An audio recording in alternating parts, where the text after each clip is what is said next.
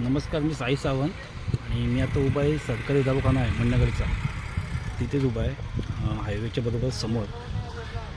जिथे हायवेचं काम चालू आहे आणि अशा प्रकारे खडी ते बसवलेली आहे. आणि आता आपण बघू की कशी कंडिशन आहे ते. जे कोणी पेशंट येत आहेत त्यांना केवढे त्रास होतो तर बघा. आपण आता केसवार आहे, अक्षरशः पेशंटला उचलून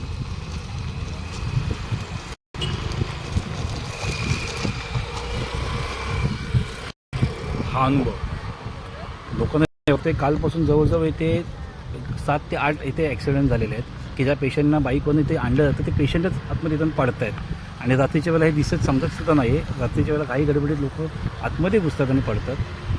तर याला वेळीच याचं नाही जर खबरदारी घेतली ना तर खूप मोठं नुकसान होऊ शकतं, गंभीर दुखापत होऊ शकते. आता सर्व लोक जमले होते तर त्यांना घेऊन मी फोन लावला होता. ते सुपरवायझरला बोलवून घेतली. त्यानंतर झेंडे साहेबांना फोन लावला. त्यांनी त्याला तुझं तिथे रॅम्प बनवून द्यायला सांगितलं आहे. आता किती वेळ बनवून देतो आहे, संध्याकाळी त्याला वेळ दिला आहे, ते बघूया. आणि अजून अशा खूप ठिकाणी बघू शकतो की चालेल. पण जर कुठे अजून अशी अडचण असेल तर नक्की सांगा, आपण तिथेसुद्धा ते काम करून घेऊ. अक्षय कन्स्ट्रक्शनवाल्यांचं काम चालू आहे. आपण जर त्यांना वेळीच तिथे रोखलं तर ते नीट करून घेतात आणि आपण ते करून घेतलं पाहिजे.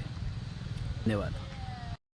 हरकत घेतली, तुला हरकत नाही घेतली साहेब. फक्त आम्हाला जायला रस्ता करा ना. एवढा मोठा आला तो कुठून तरी आम्हाला रस्त्याने जायला लगेच कमेंट केली त्याची. त्यामुळे हे आहे ना, एक्सक्यूज नाही इथे काय असा प्रकार आहे इथे.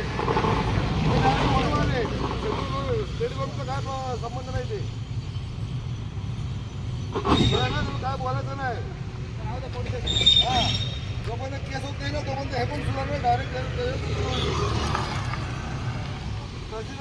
दाखवा. हे बघा, हे आम्ही कसं पेशंट येणार ते सांगा. आता तुम्हाला आणि भाडं पूर्ण